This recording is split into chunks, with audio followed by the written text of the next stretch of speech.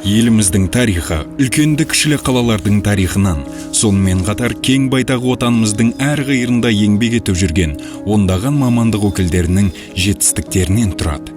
Ел тәуелсіздігінің 30 жылдығы, 17 аймақ, бірін-бірі қайталамайтын 17 түрлі тарих. Қазақстан сан қырлы болғанмен бір бүтін ел.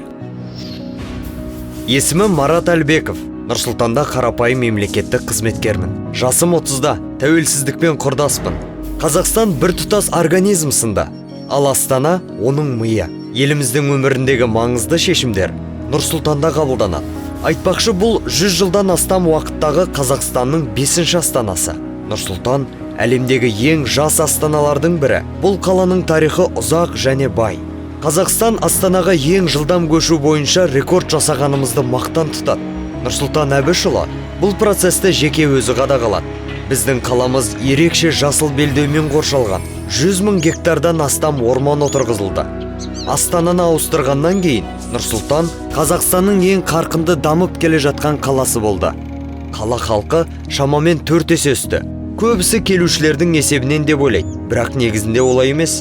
Халық саны өсіп қана қоймай, елорданың әл-ауқаты да артуда. Бұл дегеніміз бүкіл елде қарқынды дамуда.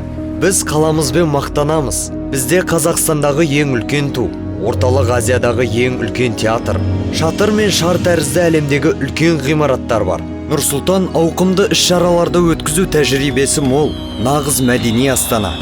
Біздің қала ғаламшардағы ең суық астаналардың бірі болып саналғанымен, біздің адамдар жылы шырай танытып, әрдайым ыстық ықылас көрсетуден тайынбайды. Сондықтан суықты мүлдем байқамаймыз. Біз Еуразияның жүрегінде өмір сүреміз деп жиі айтамыз. Бұл шындық.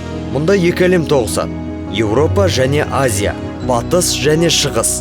Бірақ 30 жыл бұрын бұған сену қиын еді. Көшу, ауқымды құрылыс, бүгін соның бәрі қолымыздан келгенін мақтан етеміз. Елордамыз тәуелсіздіктің басты жетістіктерінің бірі. Бұл барлығының, бүкіл елдің еңбегі, әрбір қазақстандықтың мақтануына үлкен себеп.